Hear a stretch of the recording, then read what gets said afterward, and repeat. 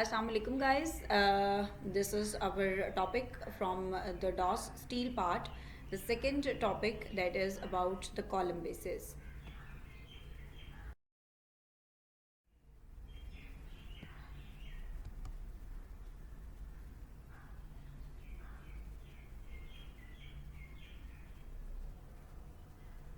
So the column bases, first we will discuss some theoretical part of it, in which we are going to be discuss about the different type of the column bases depending upon the different type of the loading experienced by the beam column. So the function of the column base, first of all, what is the purpose in the function is to safely transfer the column forces to the reinforced column footing underneath.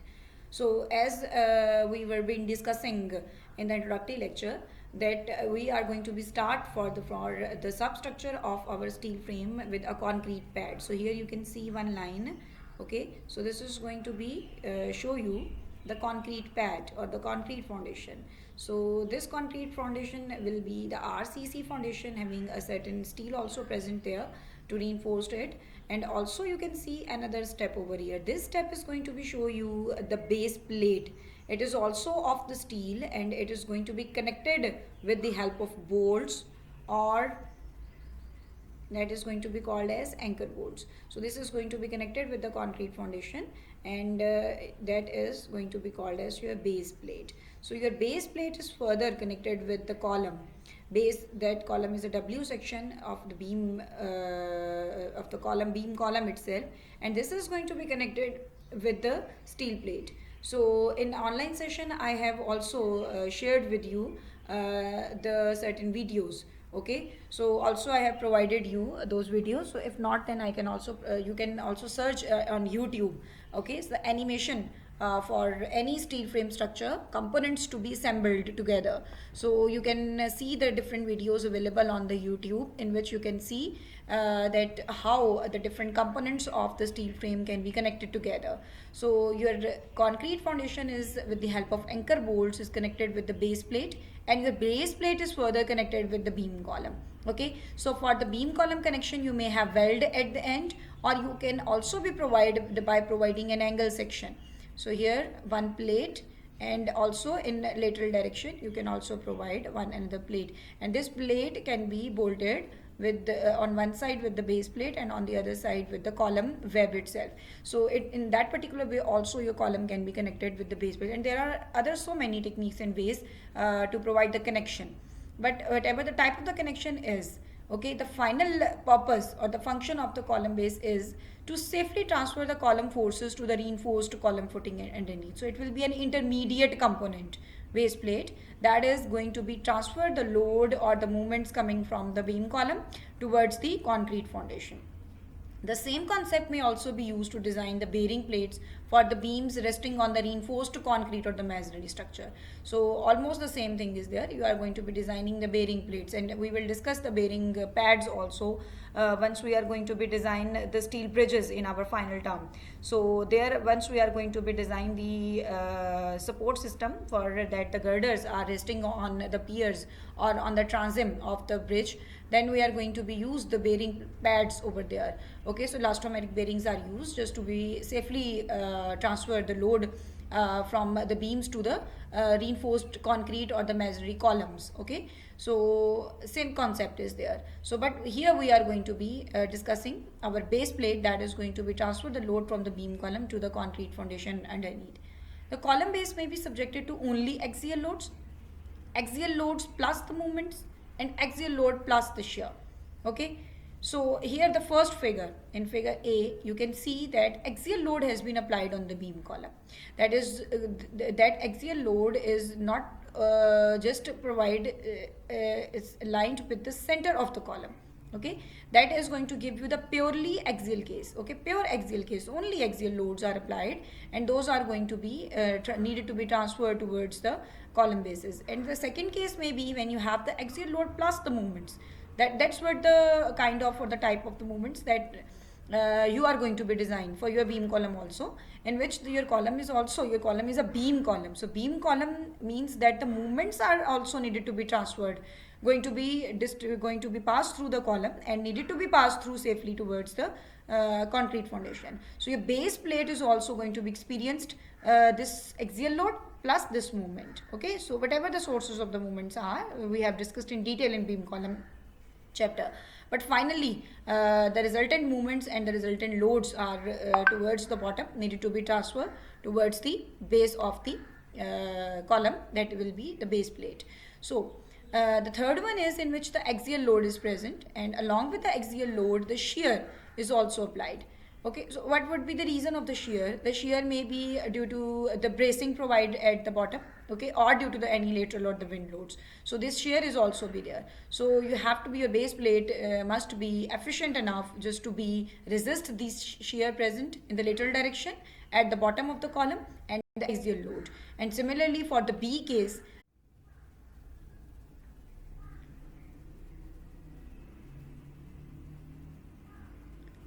so in the first case, very briefly, we are going to be discuss all of the cases. In the first case, the load is applied through the centroid of the column. That's what I have been telling you. So the same is written in this slide, at the centroid of the base plate. The column ends in this case is considered as a hinge for the analysis. Okay, so that is like the type of the hinge, your type of the support or the end conditions you are deciding depending upon the type of the loading experienced by the column at the bottom. So you are considering the hinge end condition.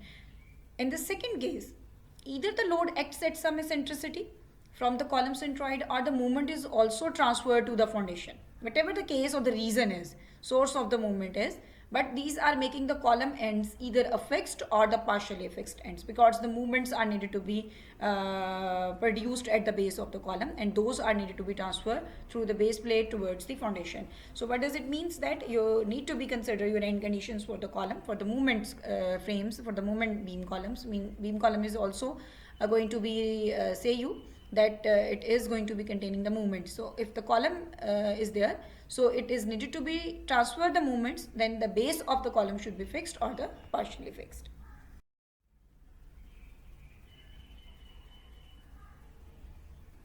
So if the heavy movements be there, in case of the movement base plates, mean the base plate those are carrying the movements, we may have a different you can say conditions depending upon the amount or the value of the movements. If the lesser amount of the movements are generated, then we have a different conditions. In the coming slides we will discuss in detail about the movements needed to be transferred through the base plate, then how the base plate can be designed depending upon different cases. So we will discuss later on, but still if the heavy movements are needed to be carried by the base plate, then or these are going to be develop a tension in the base plate. So your anchor bolts are required to resist that particular developed tension in case of heavy movements. So anchor bolt design separately is required, and how physically is this anchor bolts are going to be resist that particular function, that particular movements, we will discuss in the coming slides. Although shear force is also present in this second type, a separate design for this shear force is not generally required. When the heavy movements are there, then itself the base plate design will be sufficient enough. Okay, so that is going to be give you due to the friction of the base plate and the material itself, because if the heavy movements be there, then already the bearing stress we are providing for the concrete, and this in the interaction surface is also going to give you the enough friction, and the axial loads are also there. Okay, and we have provided the anchor bolts to resist the tension, so your base plate is already in stable form from the compressive side also, from the tension side also. So tension and compressive phase of the base plate is already in balance, and it is going to be resist all of the forces coming to it. So it is going to be give you a proper, you can say, the interaction surface over here, and this interaction surface can provide the proper friction, and this friction will be enough to resist the applied shear on the base plate. So there is generally for the separate analysis for the shear force is not required, but we can do also depending upon the situation. Third type is usually more important when the bracing is connected at the base. So it's very important because properly the shear has been applied. So the bracing is also going to be give you an equal and opposite shear in the opposite direction. So we need to be provide a proper design for the base plate. For the shear, The shear resistance to the friction, I have told you, between the column and the base plate due to the heavy axial loads and the bearing in the horizontal direction by the provision of bolts or the shear lugs. So generally that is related to that particular point, that if the friction is enough, okay, we have to consider that if the friction is enough between the column and the base plate and the heavy axial and the bearing is sufficient due to the provision of the bolts and the shear lugs, then we are not going to be provide the proper the separate design. So only the shear is resisted through these two factors.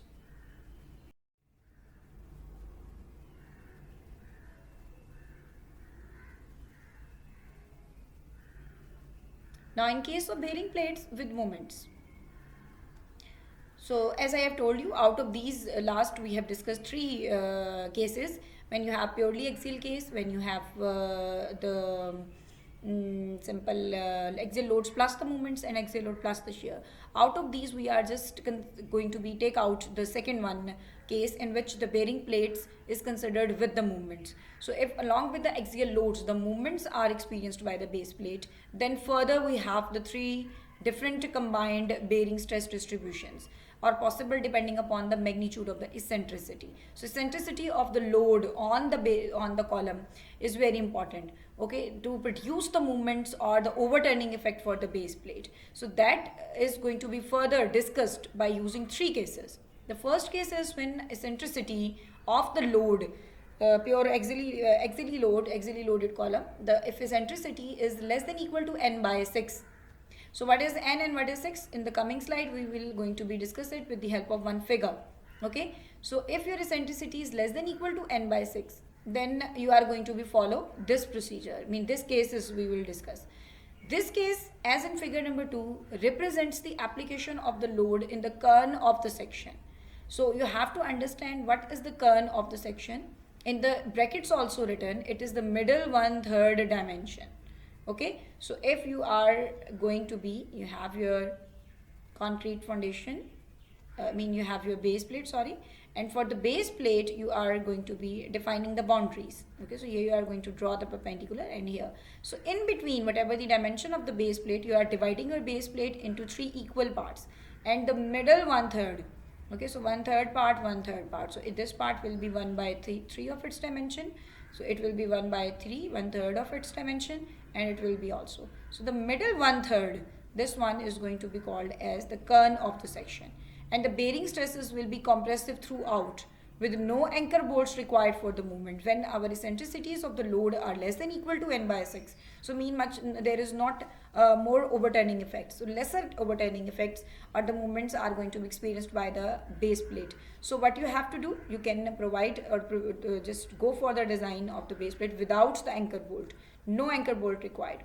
However, the minimum anchor bolt may be used for the shear and for extra safety in horizontal direction. So that's what is very important, that you have to provide the minimum anchor bolt. So anyhow, the design of the anchor bolts will be involved over there. Whether your case 1 is there, the least shear conditions in which your eccentricities are less than equal to n by 6. Now we will go towards in the next slide on figure number 2, that what is the different parameters, what is n, and why we are discussing about the different bearing stresses, how those are going to be generated.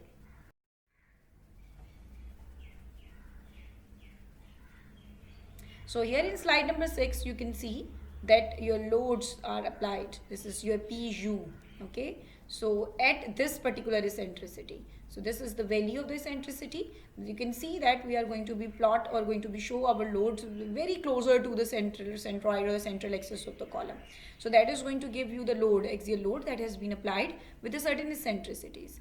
Now if we are going to be we come to the base plate. Your column is connected over here with the base plate. So this is our base plate with a certain thickness. So we are going to be show with the help in 2D, in one phase we are going to show. So in the back direction in 3D, this base plate will be like this. Okay, so with the square one, like so. On one side we are going to be discuss about that. So these are the stresses. The direction of the stresses are upward. So your upward compressive resistive bearing stresses are going to be generated. So those can be on one side. You can show this bearing stresses on one end of the bearing base plate as F1, and on other side it will be F2. if there will be no movements, mean no eccentricities, no bending movements for the base plate, just the first case as we have been discussing, mean purely axial case your load is applied at the center of the column. Then what about this F1 and F2? For this particular case, your F1 will be equal to F2. Okay, so you will be observing the simple constant bearing stresses throughout the periphery of or under the boundary of the base plate. So but this particular case is going to give you the amount, certain amount, a very lesser amount, but still the amount, the overturning movements. So these movements are going to be cause the overturning of the base plate in this direction. So if this is the particular case, then your stresses, the bearing stresses are going to be reduced on the other side where the movements are produced. So you can see the deflection. This deflection is going to be increase the bearing stress component on the right hand side of the base plate, and it is going to be reduced it because here the tensile stresses are going to be produced. So whatever the difference be there, if we are going to be considered the bearing stress is constant here like this. So whatever the difference is there, why it is being reduced? Because here the tensile stresses are reduced. So your tensile stresses are going to be nullified, going to be reduced, the effect of the bearing stress on the other side, compressive stress. So this part is going to be now compensated, going to be covered by the tensile stresses. Your tensile stresses are going to be reduced, the effect of the bearing stresses on the other side of the base plate. So in this particular way, you are getting your F1 and F2, having F1 more than F2. Okay. So now how to get this F1 and F2 value? This one is very okay, N, sorry, we were discussing about the N is left over here. So you can see this boundary where the bearing stresses are effective under the base plate. So starting from the right edge towards the left edge, the whole of the boundary of the base plate underneath is covered by the bearing stresses. Okay, so what does it means? That it is going to be defined your N. So N is going to be going to show you actually for the first case when your eccentricities are much more smaller, then you can say that your N is going to be covering the whole of the boundary of the base plate underneath area, or you can say the periphery underneath the base plate. So in this particular way you are getting your N, that will be the dimension of the base plate itself. Okay, so this N, capital N, in this particular case you are going to be mark your N. Okay, so N by 6 will be this dimension. You are going to be divide your N, first of all N by 2, and then further you are going to be divide this N by 2 in 3 equal parts on right and left side, and the one part will be out of 6th equal division of the N, it will be N by 6.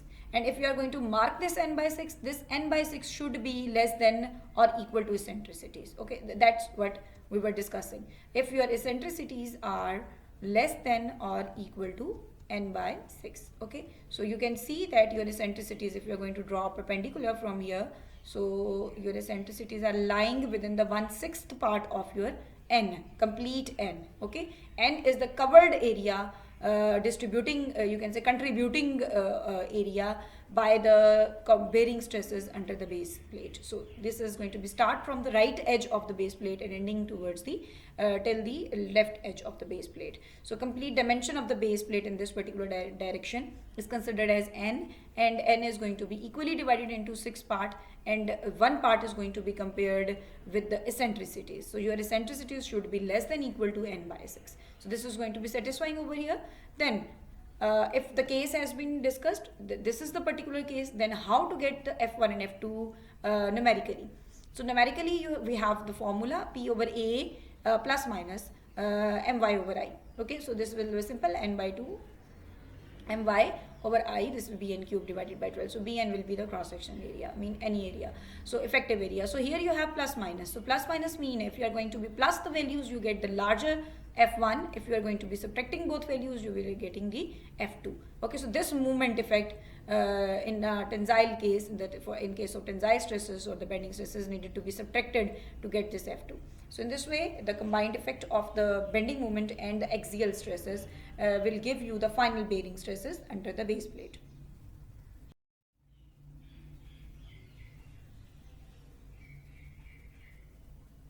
Now next one, case 2. When you have N by 6 your eccentricities again compared. Now they becomes more than n by 6, and on the other side those will be less than or equal to n by 2. Okay, so we have n already with us. Again we are going to be getting n by 6 and n by 2, and eccentricities are in between. Okay, so if this is the particular case, then you are going to be again providing your design without the anchor bolts, but again the minimum anchor bolts are needed to be provided. That's what we have discussed earlier. So for this moderate eccentricity without the anchor bolts, bearing occurs over a portion of the plate denoted by A. Okay, so now the bearing stresses, okay, how to be calculated, we will see in the next slide in the figure. Now another parameter has been introduced over here, that is the capital A, okay, other than the N. Now what is it? We will see in the figure in the coming slide. So this A is equal to 3 into N by 2 minus E.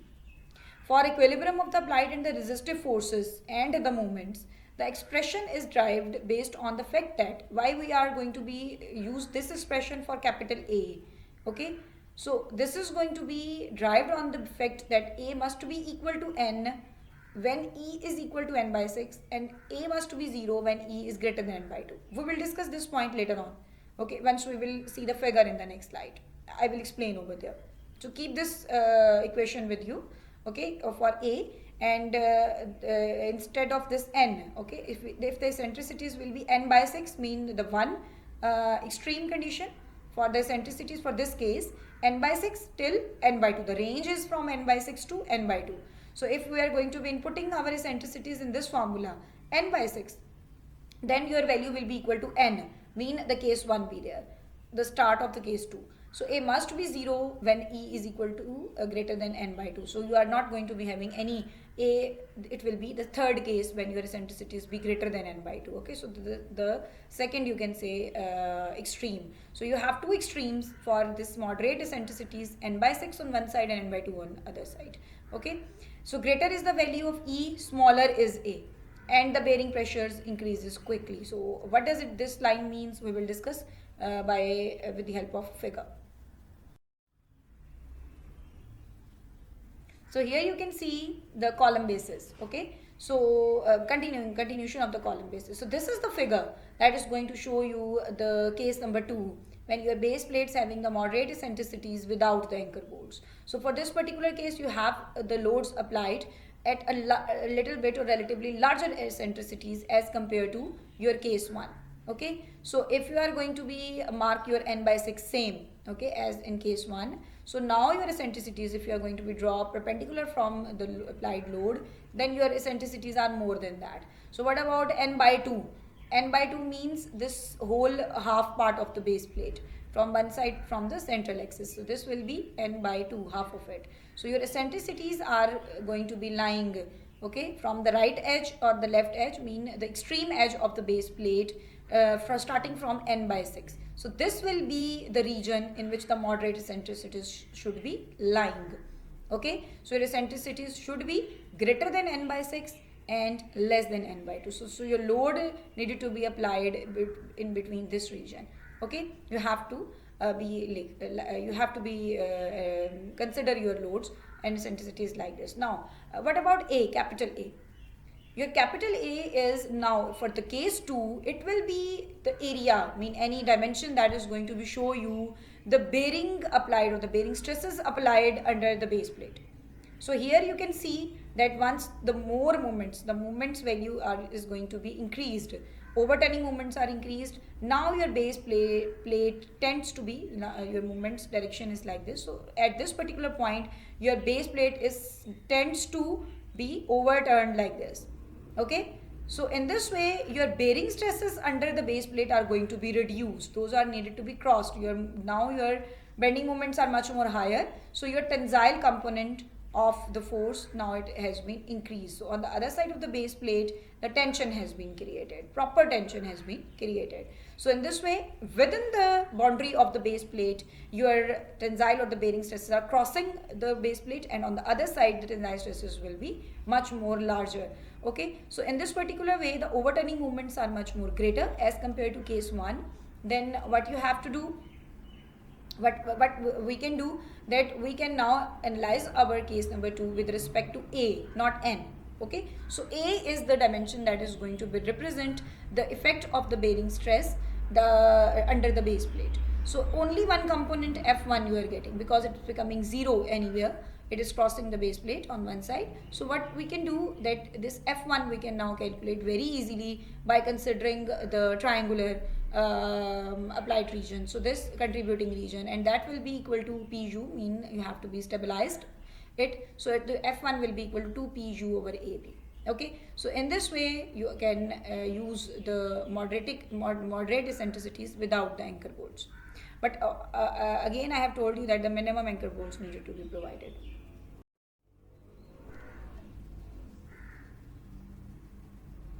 Now case 3, in which the large eccentricities with the anchor bolts needed to be provided. So again, in the next figure we will show that the case of the base plate with the larger eccentricities in which the anchor bolts are to be used, providing the developed tensile resistive forces. Linear distribution of the pressure is still assumed even at the ultimate stages as an approximation.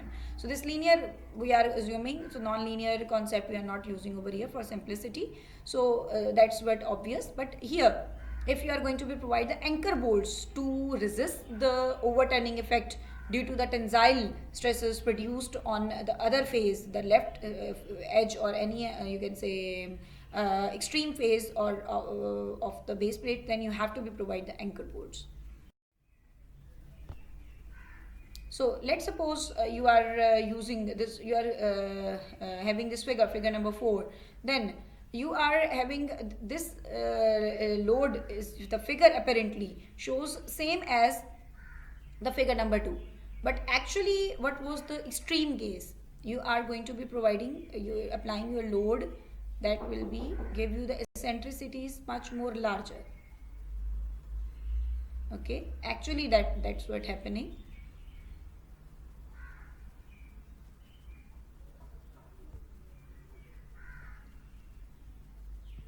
This is the load, and now your eccentricities are more than n by 2.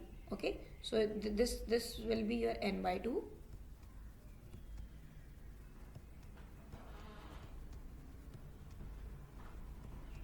So if you see, so your loads are applied with a very large eccentricities that is outside the n by 2, more than n by 2. So more than n by 2 will be your eccentricities. Okay. Now these are going to be cause very large overturning movements. Okay, so what does it means? That your bearing stresses will be no more. Okay, mean your capital A will be 0. But what we have been discussing, I have told you in slide number in the back slide, when we were discussing about the moderate eccentricities, then we have been discussing one formula to get capital A. So in which, if you are going to be input your eccentricities equal to n by 6, one edge, okay, then you are getting your answer for capital A, that will be equal to your n. But if you are going to be use the other side, okay, it will be n by 6 exactly equal to that on one edge. But if we are going to be inputting our eccentricities exactly n by 2, then your capital A will be 0. So what does it means? That all of the bearing stresses become 0 on the one edge of the base plate, and you are getting the maximum ordinate of the tensile stress on the other side. So there will be no bearing stresses for the larger eccentricity case under the base plate. 0 bearing stresses. Okay, compressive bearing stresses. So those will be 0. So those are going to give you the maximum tensile stresses. All of the compressive bearing stresses will be now tensile in nature under the base plate. So what we can do to compensate that, to make stable our base plate, you can provide the anchor bolts over here.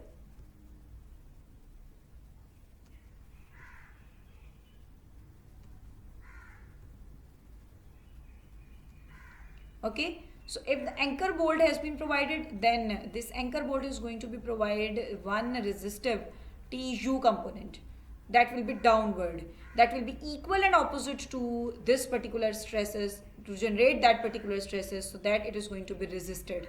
These tensile stresses are resisted with the help of the tension produced within this anchor bolt in downward direction. So it tends to stabilize your base plate, and now your base plate will come back to its original position. Okay, so like similar to that condition when no anchor bolts needed to be provided in case of moderate eccentricity. Your moderate eccentricities are when you do not need an anchor bolts, proper design of the anchor bolts, meaning your base plate will be stable even if you are not providing the anchor bolts. But due to the other factors, we are needed to be provide the minimum anchor bolt at least. So that's what the reason in moderate eccentricities. But in moderate eccentricities, actually and practically, we do not need specifically to resist the tensile forces, because these tensile forces are under control for the moderate eccentricities. But for the larger eccentricities, these are not under controlled, mean these are going to be produced the larger unbalanced conditions for the base plate. So what you have to do, you have to provide the bolt over here. That bolt is going to be provide an extra resistive factor, that will be Tu in downward direction, and your base plate will be stabilized, and it will be less and more equal to that particular condition when you are be having the moderate eccentricities. So your eccentricities will be reduced by providing this Tu. The moments will be reduced if with this particular another component in this direction. This moments by the Tu is going to be produced in this direction. So these are going to be compensate, going to be balance the movements, overturning movements. So this will be the overturning movement, these will be the resistive movements by the Tu. The resistive movements are produced by the tension bolt, the forces in tension bolt, and overturning are going to be produced due to the loads with larger eccentricities. Okay, so in this particular case, n by 2 will be more than that, the loads are applied. So what are the different other parameters involved over here other than A? The capital A will remain same, F1 will remain same. Now this A dash and N dash is the new parameters.